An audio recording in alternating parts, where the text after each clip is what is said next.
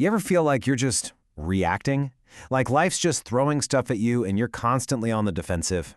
Well, what if I told you that real power, it isn't in how fast you react. Nope, it's in that deliberate, strategic pause you take before you do anything at all. All right, let's get into it. I mean, we've all been taught to think that, right? That a lightning-fast response is the ultimate sign of a sharp mind. You know the person, the one with the instant comeback, the quick solution.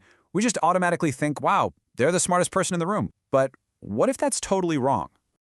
Here's the thing, it's not just wrong, it's often a massive red flag.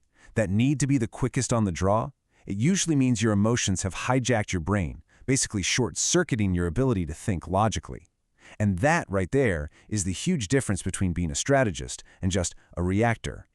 So, this leads us right into something so many of us get stuck in, often without even knowing it. We're calling it the reactivity trap. Now, it's really important to get this. This isn't some personal flaw. It's just biology. Our brains are literally hardwired for threat detection. So when we sense a problem, and it could be something as small as a tricky email or a sharp comment, that ancient fight-or-flight response just kicks right in. The problem is, in our super complex modern world, reacting like that, well, it's like trying to perform surgery with a sledgehammer. It's just not the right tool for the job. Okay, let's really break this down. On one side, you've got the impulsive response. That's pure emotion. It's all about defending your ego right here, right now. And you know where that path leads, right? Almost always to regret. But then you've got the strategic response. This is driven by logic. It's about taking a step back, taking a breath, and asking, okay, what's the best possible outcome here? And that is where you find genuine control. So how do we get out of this trap? Well, the answer is surprisingly simple. But trust me, it's incredibly powerful. It all comes down to one thing: mastering the power of the pause. And let's be clear, this isn't about being hesitant or indecisive. Not at all. The pause is deliberate. It's strategic inactivity. You know, think about a chess grandmaster. They're not just staring blankly at the board, right? They're analyzing, they're anticipating, and only then do they make their move. That silence, that's where the real thinking happens. That's where strategy is born. And there's actually a cool psychological term for this. It's called response inhibition. It's a really high-level cognitive process. All it means is that you're consciously, deliberately choosing to create a little gap, a space between what happens to you and how you respond. And that gap gives your rational brain just enough time to catch up, gather all the info, and come up with a way better plan. Okay, so how does this all fit together into a bigger picture? Well, it's about building a completely different mindset. You know, the kind that separates people who are just clever from those who are truly elite thinkers. When you look at the research on truly elite performers, a few things always pop up. They call them level 7 thinkers. First, they've absolutely mastered emotional regulation. They can feel an emotion without letting it drive the car. Second, they have something called cognitive humility, which is really just a fancy way of saying they're okay with not knowing the answer right away.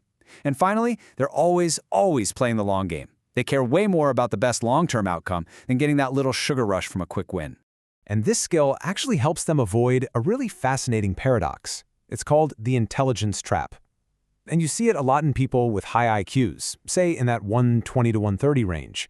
They feel this intense pressure, probably subconscious, to prove they're smart by blurting out the first answer. But in doing that, they often jump the gun and totally miss the best answer. I love this quote because it just nails the whole idea. They aren't looking for the fastest answer. They're looking for the one that solves the problem without creating 3 new ones. See, the goal for a real strategist isn't speed, it's elegance. They're running simulations in their head, looking for that one clean solution that solves the actual problem without creating a bunch of new headaches. Okay, this all sounds great in theory, right? But how do we actually do this in real life? Well, let's get practical. Let's build your tactical toolkit. And these are things you can start using like today. All right, your number one go-to tool for this, the 5-second thinking rule. It sounds almost too simple, but it works. So the next time you feel that hot surge of emotion, that urge to just react, stop. Just stop. Take a deep breath and slowly count to 5. That's it. In that tiny little window, you've created a buffer zone between the impulse and your action. You've given your rational brain a fighting chance to jump in and ask the single most important question. What do I really need to do here?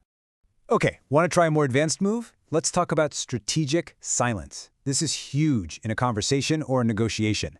After you're asked an important question, just be quiet. Don't say a word. Let that silence hang in the air. It might feel awkward, but here's the secret. People have this deep psychological need to fill that empty space, and in their rush to fill the silence, they'll often reveal things, motives, extra info that they had absolutely no intention of sharing.